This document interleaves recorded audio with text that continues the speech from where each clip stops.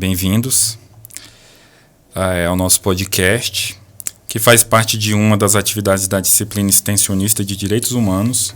Eu sou o Denis e aqui comigo temos o Carlos. Temos o Carlos. Né? Nós vamos abordar um tema sobre assédio moral no ambiente profissional. Vamos explorar também a relação entre direitos humanos e essa forma de violência psicológica que afeta milhões de trabalhadores em todo o mundo. Para entendermos a relação entre direitos humanos e assédio moral no trabalho, primeiro precisamos entender o que são direitos humanos. Direitos humanos garantem a igualdade, liberdade, respeito a todos os indivíduos, independente de sua posição na sociedade. O assédio moral no trabalho, por sua vez, ocorre no superior hierárquico por colegas de trabalho ou qualquer pessoa no ambiente de trabalho, que usa seu poder para intimidar, constranger, insultar, ridicularizar outras pessoas de forma repetitiva e persistente. Essa conduta viola os direitos do indivíduo a um ambiente de trabalho seguro, saudável e respeitoso. Ao entender a interconexão entre esses dois conceitos, percebemos que o assédio moral no trabalho é uma clara violação dos direitos humanos.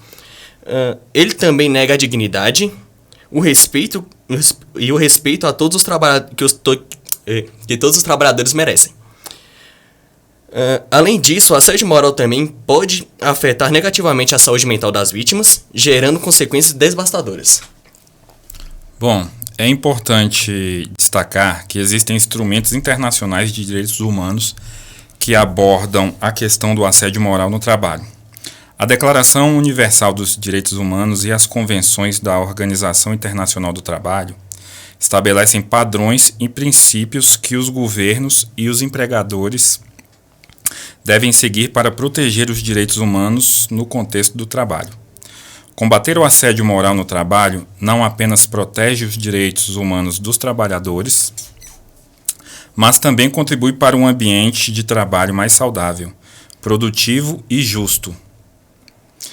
Conscientização, implementação de políticas adequadas e ações preventivas são essenciais nesse processo. É fundamental que todos estejam cientes dos seus direitos e das consequências do assédio moral. Consequências no assédio moral no trabalho. Por isso convidamos o Dr. Paulo Neto, procurador do Ministério Público do Trabalho, para conversar com a gente sobre o tema. Boa noite, Dr. Paulo Neto. Tudo bem? Como é que você vai? Boa noite, Carlos. Boa noite a todas as pessoas que estão nos atendendo. É uma satisfação, né, estar aqui nesse momento com vocês. Eu parabenizo a escolha do tema, muito relevante com a temática dos direitos humanos, e estou à disposição de vocês. Maravilha, boa noite. Cumprimentei você. Obrigado, boa noite. Entrando já nos nossos assuntos, o que seria o assédio moral? Olha, existem várias denominações do assédio moral. Eu, particularmente, eu entendo ele como todo comportamento humano que, pela forma como ele é praticado, pela sua reiteração, pela sua repetição, pela sua sistematização, ele tem um potencial de causar um grave dano à saúde da pessoa que é vítima dessa conduta. Esse dano ele pode ser de natureza psicológica, de natureza física, e tem um efeito colateral bastante ruim, porque ele compromete o ambiente de trabalho dessa pessoa, compromete até mesmo o convívio dessa pessoa em sociedade e com a sua família. Sendo assim um agravante tanto dentro quanto fora da empresa, né? Isso. Que a pessoa fica ali com receio de se interagir com outras pessoas achando que vai acontecer o mesmo. Isso. Esse estudo do assédio começou com uma psiquiatra e psicanalista francesa, Marie-France Irigoyen.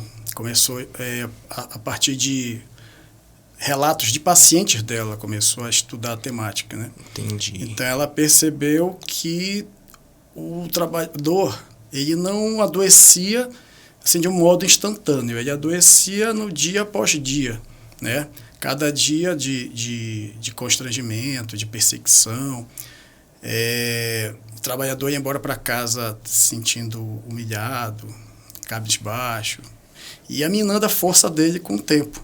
E isso sem uma retaguarda do empregador, uma forma de abrandar ou uma forma de combater, gera essas repercussões negativas, né, à saúde do trabalhador, que são de difíceis reconquista, né, de difícil recuperação. O trabalhador já fica com preguiça de acordar para ir para o trabalho no Com outro medo dia, né? também, né? Com medo de trabalhar, porque já sabe que até mesmo ao dormir, já vai dormir pensando que amanhã tem outro dia, eu tenho que passar por aquela situação de novo. Ou até pior, né? Às vezes. Então, assim, essa relação de empregado e empregador é uma questão muito que fica na cabeça dele, né? Tipo assim, poxa, eu passei por aquilo ontem, amanhã eu vou passar de novo? Vai ser pior? Como é que vai ser, né? Então, tipo assim, sempre tem essa insegurança. E a pessoa passa um terço, né, do dia dela ou até mais no trabalho. Né? E ela se identifica com o trabalho, a pessoa... É pelo trabalho que a pessoa constrói a narrativa da sua própria vida. E ela indo perdendo essa identidade, isso é bastante grave, né? E é uma violação de direitos humanos, como vocês bem destacaram, bastante grave. Certo. E, doutor, quais são os tipos de assédio que a gente tem? Olha, existe o assédio que é praticado entre pessoas, que é o assédio interpessoal. E existe o assédio praticado por corporações, por empresas, que é o assédio corporativo ou organizacional. O assédio interpessoal aí se divide, porque a prática da conduta ela pode se dar por um superior hierárquico, que é a forma mais comum de acontecer o assédio, em relação ao seu subordinado. Pode ocorrer entre colegas de trabalho, que é o que nós chamamos de assédio moral horizontal, e ocorre até mesmo, embora possa-se pensar que isso seja apenas exemplo da doutrina, do que a gente estuda no livro, mas também ocorre na prática o assédio moral ascendente, que é o de baixo para cima, e eu já tive a oportunidade de investigar um caso desse. É o do empregado contra o empregador. Né? As empregadas de um setor não aceitavam a chefa que chegava naquele setor, na área de saúde, e elas se reuniam e praticavam assédio para tentar que as pessoas pedissem a exoneração do cargo, e muitas vezes elas conseguiram. Então, são exemplos que a doutrina traz, mas que a gente vê refletir na prática de fato. Dentre esses que você falou, qual o mais comum? É o descendente, que é o do superior hierárquico para o inferior subordinado, né?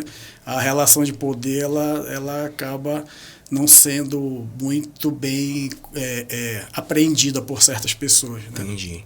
Existe um ditado bem antigo, né, que você fala que você quer conhecer uma pessoa, dê poder para ela. Então, realmente acontece muito assédio moral nesse caso por conta dessa diferença, né, de hierárquica. Tem muito dessa, né? Tipo assim, a pessoa, hoje eu tô aqui, aí recebe uma promoção, recebe alguma coisinha a mais, tu fala assim, pô, agora chegou a minha vez de fazer o que eles faziam comigo, fazer com eles agora. Esse é o problema do assédio que não é combatido, né? Que a pessoa acaba fazendo uma escola ruim, né? O exemplo negativo ele acaba levando para frente. Porque acontece, querendo ou não, a pessoa leva aquilo pro coração. Então, tipo assim, não tem como ela atingir quem tá acima dela, né? Então ela fala assim, agora eu subi de carro, eu posso fazer a mesma coisa que ele fazia comigo, agora eu posso fazer com eles. Então isso é uma coisa bem devastadora. Tem um ditado que meu pai me ensinou desde pequeno, que é faça o que eu digo e não faça o que eu faço. Então, se você perpetua uma lição ruim, não tem como o sistema ficar bom no final, né? Cara, é uma coisa muito louca. Quais fatores podem contribuir para o assédio moral? Pode repetir, por favor? Quais fatores podem contribuir para o assédio moral? Olha, no assédio moral interpessoal, o que pode contribuir é a falta de medidas do empregador para combater, prevenir e punir o assédio. Né? Todo empregador, de acordo com o artigo 157 da CLT, da Consolidação das Leis do Trabalho, ele tem por dever cumprir as normas de medicina, segurança e saúde do trabalho. Então, uma conduta de assédio é uma conduta que descumpre essas normas de proteção à saúde do trabalhador. Quando o empregador ele não adota medidas para combater essas condutas, ele contribui indiretamente para que o assédio interpessoal ocorra ou continue ocorrendo. Em relação ao assédio organizacional, ele já é uma conduta realmente intencional do empregador, da corporação em si. E o que contribui para isso é o aumento da lucratividade, o objetivo de um lucro maior, né? Que aí se estabelecem condutas com o objetivo de alcançar esse objetivo de lucratividade. Maior lucro. Entendeu? Entendi. Tipo assim, não me interessa o que está acontecendo entre os funcionários. Me dando lucro tá ótimo. Importante os números, né? Quanto mais, igual falam, né? Quanto mais, melhor na minha conta. Isso. E a gente tem uma dificuldade em entender quais tipos de provas que o assediado precisa juntar para conseguir provar, porque a maioria do assédio ele ocorre por debaixo dos panos, né? É difícil você comprovar quando você não tem uma mensagem, você não tem um vídeo. Como que a gente deve se portar para conseguir comprovar o assédio? Realmente essa é a parte mais difícil, né? Da apuração do assédio e do judiciário para condenar em si. Então, basicamente, a prova ela é testemunhal. Colegas de trabalho que presenciam, que é uma situação reiterada, aquela conduta, né? Dificilmente pode haver casos em que há algum bilhetinho, uma ameaça indireta, algum e-mail, né, com alguma ameaça também. É mais difícil. Mas pode ser mais comuns são ou a testemunhal ou até mesmo uma gravação. Às vezes o trabalhador consegue deixar o celular gravando aquele momento, né, sem o assediador ficar sabendo. E então não existe uma prova única, né? Existem atos, provas que caracterizam indícios que, somando, o juiz pode considerar que aquilo é uma conduta caracterizadora do assédio. Entendi, porque na maioria dos casos, como o senhor acabou de informar, o assédio é descendente, né? Isso. É do patrão para o empregado. Do superior do superior para o empregado. E a gente tem um problema que essa questão de prova dos colegas de trabalho, eles ficam com medo de depor a favor com receio de retaliação, de perder o emprego. Né? E por isso, então seria, o senhor indicaria provas, a gente pode utilizar, por exemplo, uma gravação de celular, no bolso, por exemplo, escondido, tudo serve como prova? Tudo que for possível você tem que utilizar, né? Principalmente se for fazer uma prova em juízo. A questão dos trabalhadores, hoje não há uma lei nacional que discipline o combate ao assédio moral.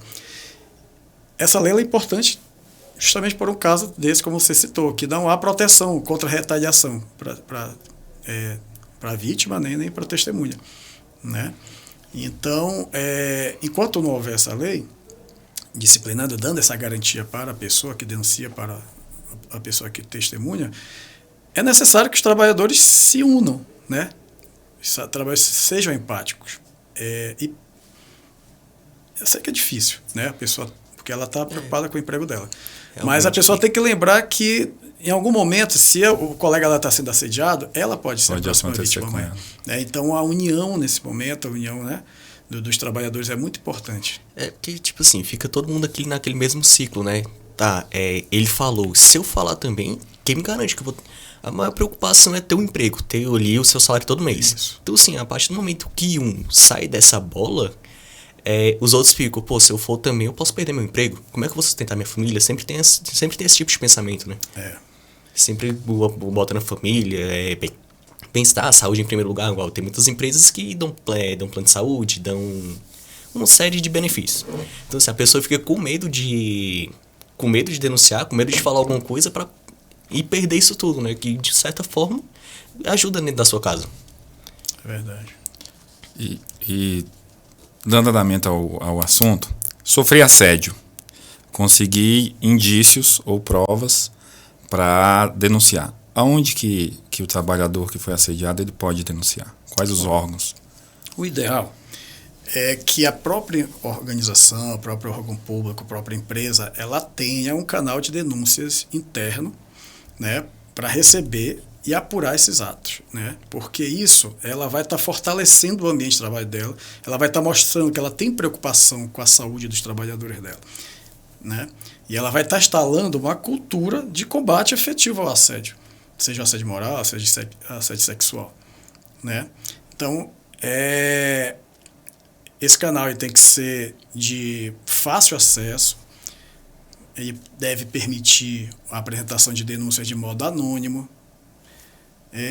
deve ser amplamente divulgado dentro da empresa. Às vezes você vê canais que só existem no papel, mas na prática você vai entrevistar os trabalhadores, nenhum tem conhecimento, ou então quando acessam, quando tem a coragem de fazer a denúncia, todo mundo fica sabendo, né? Não há uma garantia de anonimato, não há garantia de sigilo, e isso também acaba sendo uma forma de assédio organizacional, né? Que a empresa é uma modo dela dizer, olha, não adianta você denunciar aqui que todo mundo vai ficar sabendo. Todo mundo vai ficar sabendo, vai ser pior para você.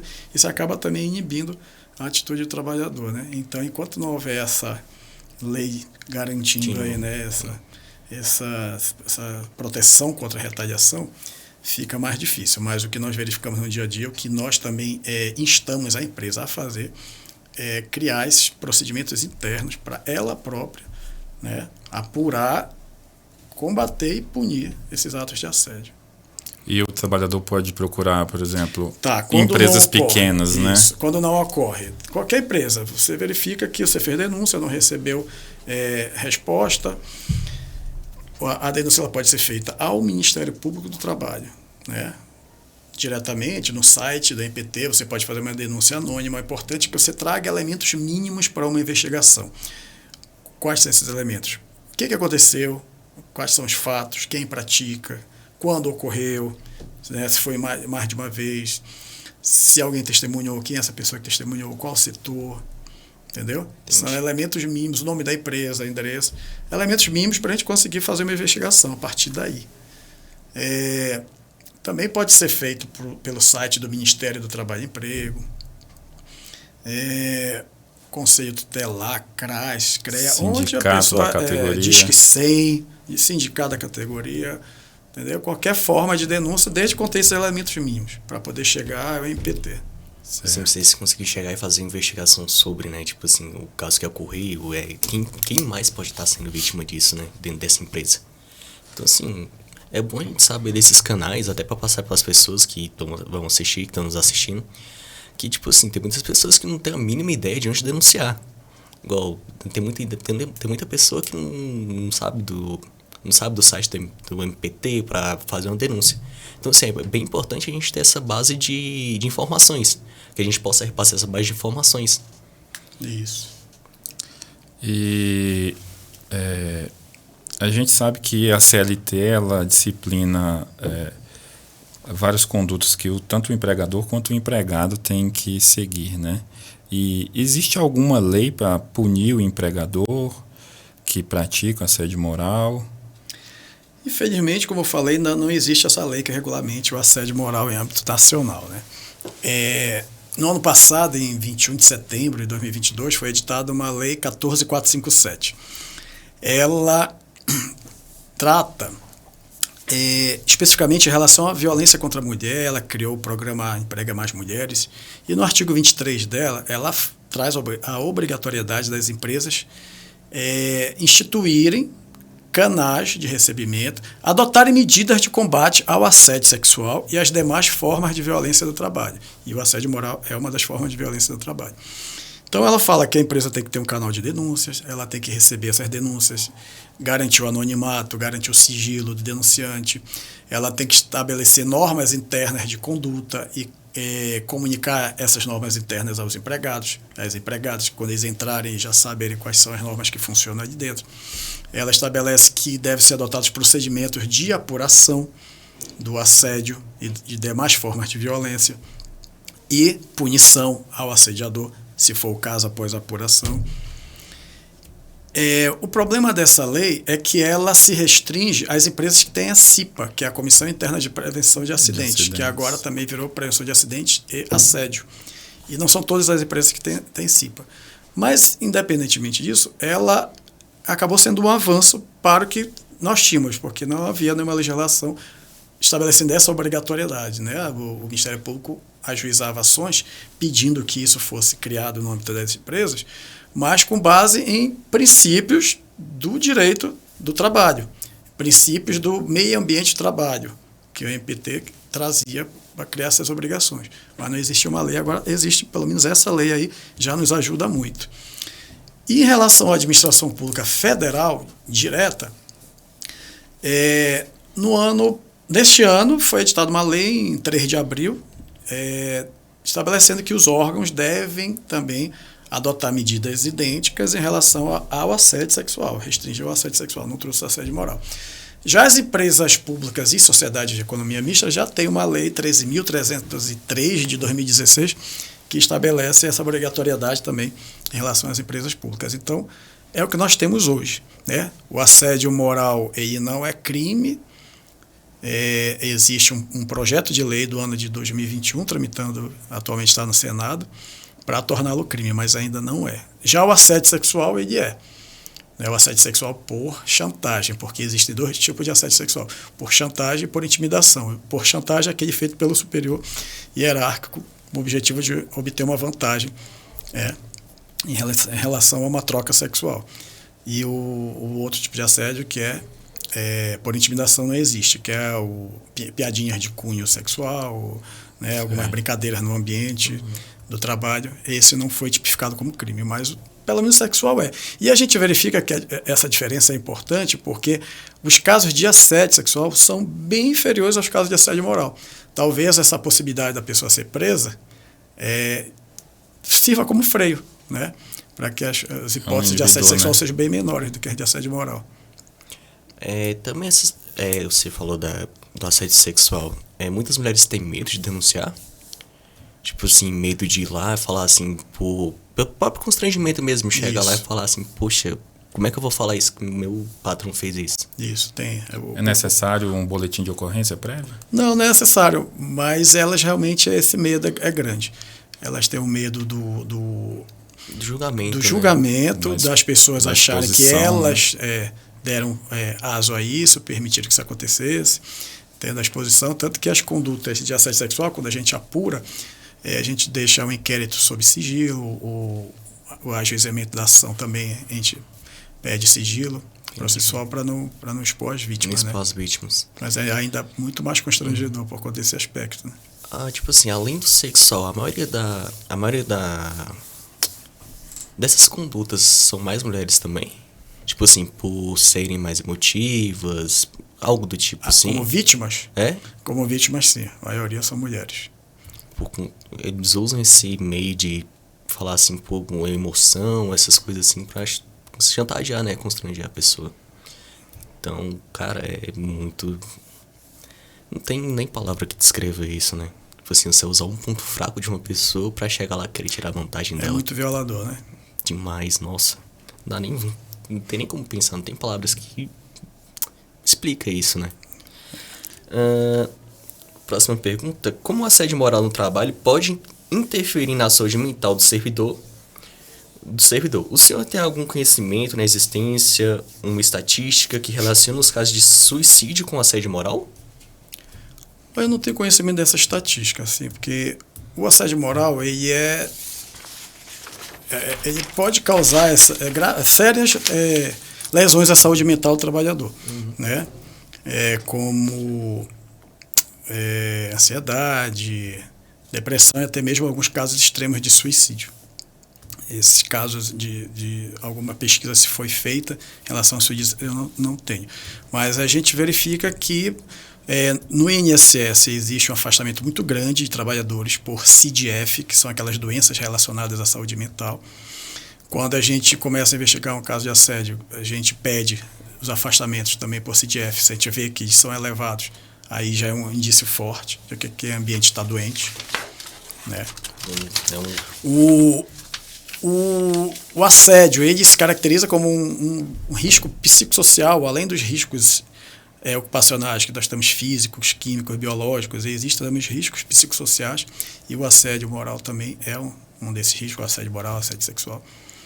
Então, daí a necessidade do empregador adotar essas medidas, né? Então, assim, não é uma faculdade, é uma obrigatoriedade, porque decorre de um dever legal dele, de manter aquele ambiente de trabalho rígido, saudável, né? E tem que devolver o trabalhador ao final do expediente da mesma forma que ele entrou. Assim, tem muita gente que entra, chega lá feliz, tudo, sorrindo, falando com todo mundo, e sai de uma forma que transformada, né? Como posso dizer assim, que a pessoa sai com aquele pensamento, poxa, eu chego aqui tão bem, olha o jeito que eu tô saindo mal demais. Tô saindo aqui de um jeito que eu não quero voltar amanhã. Então, já é um alerta de um ambiente tóxico, né? Falar assim, poxa, tem alguma coisa errada aqui. Todos os trabalhadores desse setor estão assim, eles entram de uma forma e saem de outra. Por que tá acontecendo isso, né? Então, igual o senhor falou, seria bom uma conscientização do patrão sobre isso, né? Tipo assim, pra falar realmente entregar realmente o que seria isso. Um prejuízo para ele, que fica, né, sem aquela mão de obra, que ele está tendo que remunerar.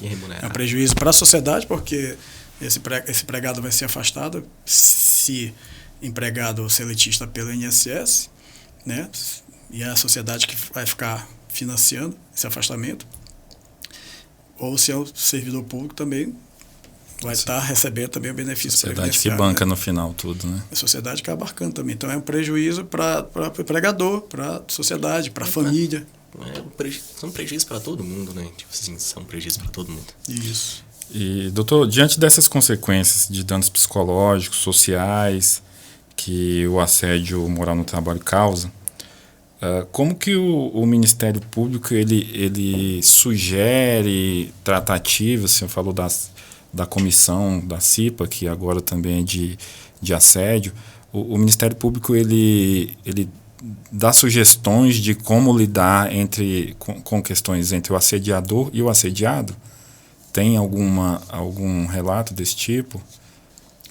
Olha, quando existe uma comissão interna de apuração, deve existir também uma comissão de escuta e acolhimento. Às vezes o trabalhador ele só precisa ser ouvido por alguém, precisa levar aquela situação para alguém, e só aquilo já, às vezes ele tira uma interpretação errada que ele tinha sobre a possível situação de assédio. Às vezes ele resolve uma situação de um conflito esse que pode se transformar depois num assédio, numa agressão que pode virar assédio. E o assediador, ele também é importante que ele passe por esse momento de escuta e acolhimento, né? Uma conversa, muitas das situações se resolve por conversa, né? Olha, recebemos denúncia, reclamação nesse sentido, né? O que isso precisa? Está acontecendo alguma coisa? Precisa de ajuda? Precisa de acompanhamento psicológico? Precisa de algum treinamento, alguma coisa que está fazendo? Entendeu? Essa escuta é importante, né? Não só para a vítima, mas também para o assediador. Que às vezes ele também está praticando uma conduta que ele não percebe que ele está praticando. O assédio ele não depende da intenção. A intenção ela é necessária para caracterizar o assédio. O importante é aquele ato que, pela sua reiteração, possa gerar esse dano à saúde do trabalhador. Então, a intenção é indispensável. Ela é necessária no caso de assédio organizacional, que aí sim a própria empresa atuou com o dolo, né, de praticar aquele ato como uma forma de aumentar a lucratividade. Então, nas nossas ações, nossos inquéritos, quando a gente recebe denúncia, a gente instaura um inquérito civil para apurar se aquela conduta realmente ela caracteriza ato de assédio e para verificar se aquela empresa, aquele órgão público, ele tem medidas de combate ao assédio instaladas, né? Uhum. Então, a gente sugere que, se não tem, que seja implantada, né? E a gente divide em 3 eixos. É o eixo do combate, da informação e da prevenção. O eixo do combate é o estabelecimento de canal de denúncia, estabelecimento de procedimentos de apuração, procedimentos efetivos. Não um procedimento meramente formal de pegar e ouvir todo mundo daquele setor que trabalha com o suposto assediador. E todo mundo, logicamente, por uma questão, né, de medo, vai dizer que não ocorre aquilo. Então, eu apurei de forma errada, né? Porque quem está lá não vai atender. Aquele temor reverencial não vai permitir que a pessoa fale nada. O ideal é que ela ouça trabalhadores que trabalharam com esse suposto assediador em outro setor, então que já saíram da empresa, do órgão. Né? Aí assim você vai ter condições de pegar alguma prova. Né? Estabelecimento de normas internas, essas normas internas de conduta, que elas sejam discutidas com os empregados, porque os empregados também possam ter uma oportunidade de formar, né, de constituir essas normas internas, que inclusive vão se sentir mais integrados. Ela não foi simplesmente imposta a eles participaram daquilo, ou seja, estão concordando também de uma forma mais deliberada. Né? Campanhas de conscientização, campanhas de informação sobre o que é o assédio, quando a pessoa ela tem conhecimento. Dentre essas campanhas tem as enquetes que as empresas encaminham por e-mail, perguntando como é que está o ambiente de trabalho. Né? Isso já é no eixo da prevenção, que é um importante meio de prevenção. É você fazer uma pesquisa do clima organizacional, uma pesquisa que seja anual, porque ali você já vê o foco, que a pessoa não se identifica, mas ela já relata uma situação ali. Né? E aí você vê, a partir daquilo, você adotar providências de mudança do processo produtivo, né? Da forma de gestão, entendeu? Então, basicamente, as medidas de punição, de apuração, são importantes, mas as medidas de prevenção, que é um dos maiores princípios do direito ambiental, é a prevenção, e que serve também para o ambiente de trabalho. Né?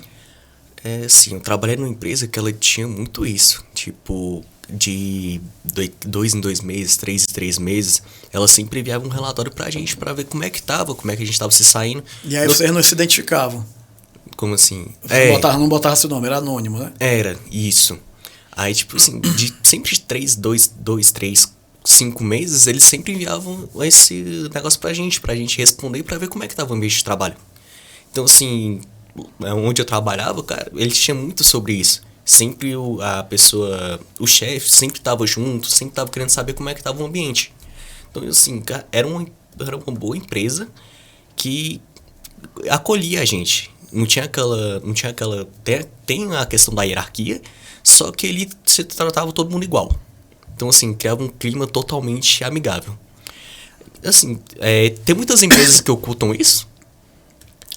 Ocultam como? Que não ligam, tipo, olha assim e fala assim, pode saber o que está acontecendo, aquilo ali, ela meio que fecha os olhos para aquilo e deixa... Sim, existe, por isso que a quantidade de denúncias só vem aumentando, né? E quanto mais a sociedade fica discutindo, tomando conhecimento do tema, mais as pessoas vão tendo consciência do que está acontecendo e vão se identificando também, né? Ver os casos acontecendo, a pessoa se deu, nossa, eu passo por isso também, aí começa a se tocar, né? Começa a vir os casos de assédio, tanto da iniciativa privada quanto do serviço público, só vem aumentando. E eu reputo isso ao maior conhecimento da sociedade sobre o assunto. Né? E quanto mais também as empresas capacitam, os órgãos públicos capacitam seus funcionários, seus colaboradores, a tendência é as pessoas terem maior conhecimento. Né? Então, o objetivo não é ter conhecimento para denunciar, o objetivo é ter conhecimento para combater e a própria pessoa também se identificar como um possível assediador e obstar aquele comportamento. Né? Entendi. Interessante, cara. E nesse ponto, doutor, como que o trabalhador consegue lidar quando o assédio ele vem por uma chefia muito alta, por exemplo? Não sei se a gente pode falar, foi um caso que saiu na mídia há pouco tempo, o caso da Caixa, né? Que o presidente da corporação é que praticava a maioria do assédio. Como que o trabalhador consegue lidar com isso? É difícil, né? É um caso. Porque nesse caso difícil. A cultura da empresa, todos esses mecanismos de controle, eles ficavam de lado, né? Dificilmente alguém conseguiria ir contra o próprio presidente com medo de uma retaliação. Né? Sempre tem aquela, né? Poxa, o presidente da empresa. É. Como é que eu vou falar isso desse cara? Que todo mundo tem uma imagem pré-formada. Você fala assim, pô, o presidente da empresa. A gente já imagina que é um cara certinho, tudo. Aí sempre vem quando parte dele, sempre vem aquela ideia, né? Pô, como é que eu vou falar isso do presidente da empresa? Ainda mais numa empresa grande como a que ele citou. É um dos casos mais difíceis e é um dos casos em que realmente você não pode... É natural ter medo, né? Em qualquer caso de assédio é natural ter medo. O senhor atuou nesse processo, né? É o tipo de caso em que a pessoa tem que fazer, você tem que usar, você tem mecanismos internos, use, né? Esgote, mesmo porque isso também serve como prova. Num eventual processo que a pessoa for ajuizada na Justiça do Trabalho, individual, isso também serve como prova de que ela denunciou, nada foi feito, né? O ideal é isso, é tentar esgotar os meios internos, né? E não havendo uma resposta, acionar o Ministério Público do Trabalho, que, como esse caso da Caixa foi acionado, que foi o que resolveu, né? A partir daí houve toda uma mudança de comportamento, houve uma reformulação nas políticas internas da empresa e houve uma melhora no procedimento de apuração. Então a gente espera que com essa melhora realmente ela traga resultados práticos, né? Que é a apuração efetiva e a prevenção de novos casos. Assim, se torna mais difícil por ele ser ele tá exercendo um cargo muito alto na empresa? É difícil, mas não é impossível, né? Porque ninguém está acima da lei. Até o próprio presidente da República pode ser denunciado por assédio moral, assédio sexual. Então ninguém está acima da lei. Então o que a gente precisa é fazer que a lei seja aplicada. Para que a lei seja aplicada, a gente precisa, como cidadão, como trabalhador, como empregado, fazer essa parte, né? De denunciar para quem tem competência para poder apurar. Competência de apurar. Assim, enquanto levar para quem realmente consegue resolver o problema, né? Que às vezes o empregador fica naquela, poxa, já recorri a todo mundo aqui dentro dessa empresa, o que eu faço agora, né? Sempre tem essa dúvida, né? E quem não tem conhecimento sobre esses canais, sobre o MPT, cara, fica ali e fala assim, tá, agora eu vou ter que ficar aqui. E vou ter que ficar aqui, não tenho mais o que fazer, já esgotei todos os meus recursos, mas às vezes é muito falta de inexperiência, né, das pessoas, de formação, essas coisas. De estar ali, pô, onde é que eu vou, para onde é que eu posso ir? Hoje até mesmo um Google você coloca onde denunciar, como denunciar, já vem informação. Já cai na página. Temos as inteligências artificiais aí também que já estão dando caminho. Realmente. Você falou da inteligência artificial, ela ajuda nesse quesito? Ela ajuda para porque você está na dúvida, deve buscar informação mais fácil, né? Como denunciar caso de assédio, onde? Ela deve trazer lá os canais, né? Ela deve falar do MPT, deve falar do Ministério do Trabalho, Disque 100, né? A imposição de metas inacessíveis é considerado um tipo de assédio moral? A meta em si, ela não é um assédio moral, né? Porque faz parte do poder diretivo do empregador, organizar a empresa, o modo de produção dele. O problema é quando esse estabelecimento de metas ele se torna um modo de constranger o trabalhador na aplicação, na cobrança. Você pode ter o assédio aí na cobrança da meta, que ela pode ser abusiva, né? Constrangedora, vexatória, o trabalhador. E pode também ter um assédio no modo de estabelecer essas metas, né? Metas inacessíveis, realmente, elas, como o próprio nome diz, nunca vão ser alcançadas. Então, o trabalhador vai se desdobrar, vai se desgastar física e mentalmente, nunca vai alcançar isso. Então, é uma forma, né? É como eu sempre trago para o conceito, né? É uma forma de você gerar um possível prejuízo à saúde do trabalhador, né, pela sua reiteração, repetição, o modo que é praticado. Então, qualquer conduta, não só a meta em si, mas qualquer conduta do empregador, dependendo do modo como ela é exigida, ela pode vir a caracterizar ou não um assédio moral.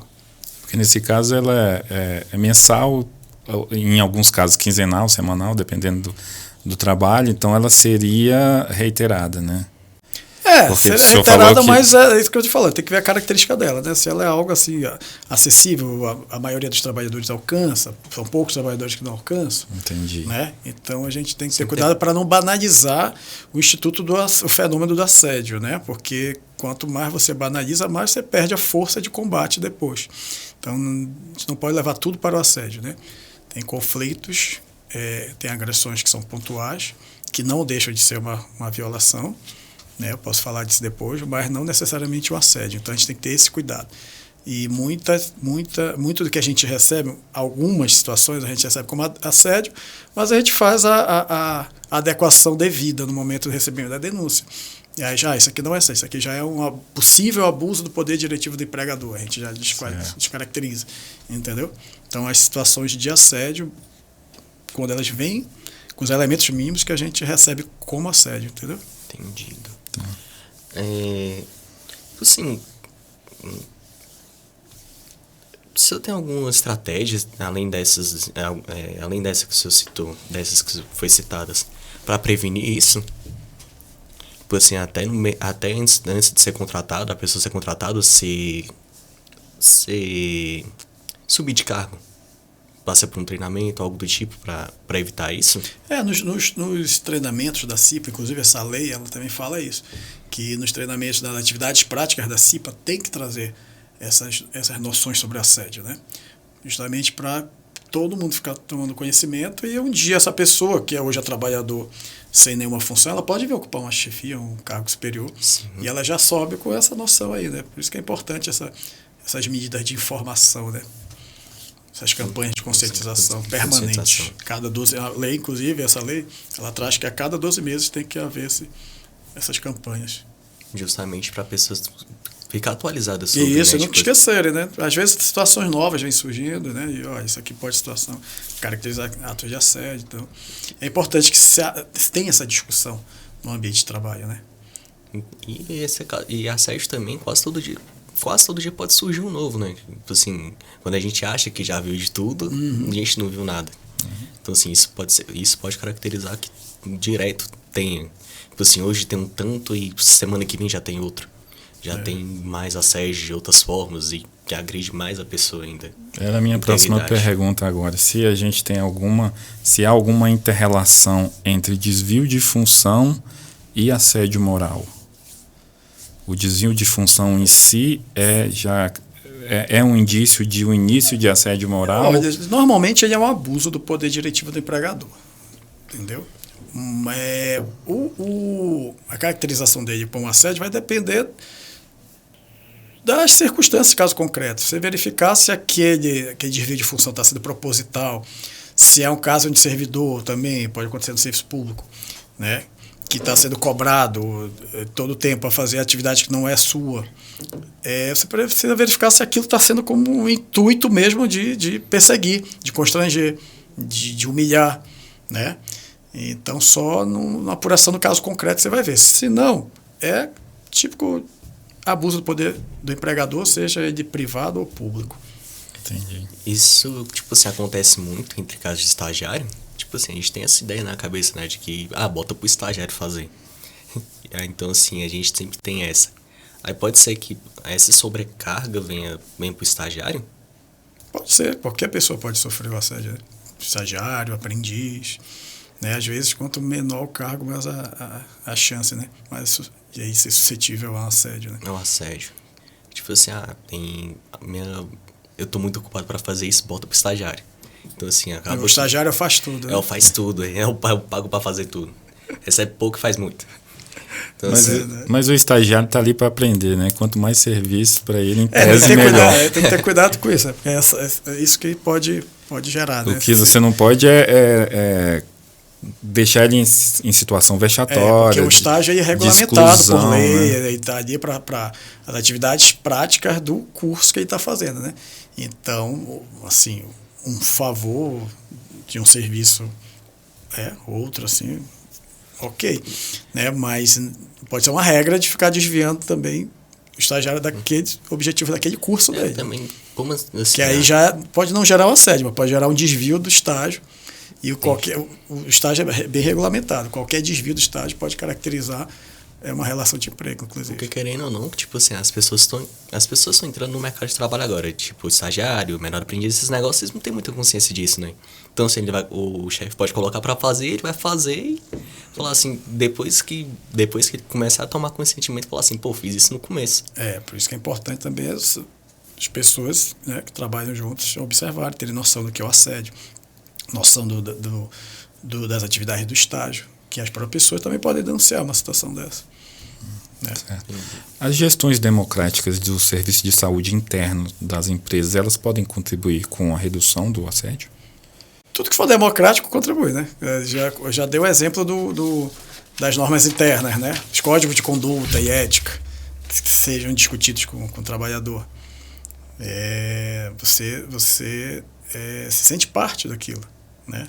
E você também cobra de você, cobra dos outros, não por uma obrigação, mas também porque você participou, né? Você contribuiu para aquela construção. Facilita para a pessoa se abrir, né? Porque grande maioria dos casos, a pessoa sofre o assédio, mas não sabe expor, não sabe externalizar quais os problemas que ela está passando. Mas alguém pode ver, né? Isso. E falar por ela, né? Acionar a comissão de assédio, né? Tem muita dessas, tipo assim, a pessoa olhar assim e falar assim, pô, tá vendo a pessoa passar, tá vendo o colega de trabalho passa por aquilo, e pode ser que ela fala assim, eu passo, ele também passa? Eu passei por isso, ele também pode passar? Sempre tem pode ter essa coisa. Pode ocorrer, né? Que querendo, assim... Não existe o sentimento aí de solidariedade, né? Isso, tipo assim, tem muita pessoa que olha assim e fala, eu passei por isso também, tô vivo, você vai passar também. Então, isso também causa certo que deixa que a pessoa meio que sem desamparo nenhum sobre os colegas de trabalho, sobre ninguém, né? Gera um círculo, né? Gera um círculo. Gera um círculo vicioso. Vicioso aí, no caso, né? Querendo ou não. Que acho que medidas de combate ao assédio vão romper. Né? Uhum. É igual falando, né? Com a atitude de um, pode ser que mude tudo. E assim, mas você só olhar aquela situação e falar assim, o parceiro ele também passa, é meio que uma ignorância também, né? Das pessoas. De olhar assim e falar assim, pô, tá, passei, tchau. Meio que se vira, resolve. Falta de conscientização, né? Daí a necessidade das medidas de conscientização, né? As campanhas, as pessoas saberem dos malefícios de um assédio, né? Que ela não está vendo agora naquele caso, mas ela, de um modo global, ela pode ver. Que aquilo pode ser prejudicial, né? O trabalhador adoece, vai se afastar, pode, inclusive, ter efeitos para ela também, né? Que pode ter um dia ter que substituir aquele trabalhador que está afastado. Vai ter que fazer o serviço de 2, né? Bom, e agora que a gente já desvendou a maioria dos casos de assédio, em regra, o senhor falou que ele ocorre do superior hierárquico para o inferior, tem assédio organizacional também, e o senhor conseguiria citar alguns exemplos do que não é assédio, o que acontece com frequência, que a maioria das pessoas comuns sofre e pensa que é assédio, mas que na verdade não é, que pode ser um abuso do poder do empregador? Olha, os conflitos, agressões pontuais. Agressões pontuais, elas não caracterizam assédio. Elas também são atos, né, que podem causar um grave dano à saúde Sofrimento, do trabalhador. Né? Elas são uma forma de violência psicológica, né? E não necessariamente geram um assédio. Uma agressão pontual, a doutrina dá o exemplo de que o assédio ele é um filme. Tem várias cenas, né? E a agressão pontual é uma foto, né, naquele momento. É uma situação que pode vir, geralmente o assédio ele vem de várias agressões pontuais que não foram combatidas pelo empregador, né? Isso não quer dizer que não deve ser combatido, porque não é assédio. Deve ser combatido porque é uma violência psicológica. E por ser uma violência, a Organização Internacional do Trabalho, a OIT, estabeleceu na Convenção 190 que o o assédio se equipara à violência. Ela trata os dois como sinônimos. E qual é o efeito prático disso? O efeito prático disso é que uma violência, um ato único, uma agressão pontual dessa, pode vir a caracterizar assédio. Isso tudo vai depender do país que for ratificar aquela convenção dentro do seu território. O país pode ratificar ela tem duas opções: ou ratifica como violência e assédio sendo a mesma coisa, ou faz a distinção entre violência e assédio moral. Aí a violência seria aquele ato único, que teria certas consequências, e o assédio seria aquela violência reiterada, né? Mas ambas as formas têm que ser combatidas, tem que estar no radar da empresa, do órgão público, né? Para evitar que isso cresça e se torne um assédio no futuro. Maravilha, doutor. Um efeito bola de neve, né? Como se diria. Bom, então a gente gostaria de agradecer ao senhor, né, pela disponibilidade em tratar de um assunto tão em voga hoje, né, pelas informações úteis que foram prestadas aqui hoje, para entender sobre vários tipos de assédio, como lidar, o que fazer, quem procurar. E o Ministério Público do Trabalho fica à disposição, né, para receber todas as denúncias. Nosso site é aqui em Brasília, né, .prt10.mpt.mp.br. Então eu que agradeço a oportunidade, parabenizo mais uma vez a vocês pela iniciativa.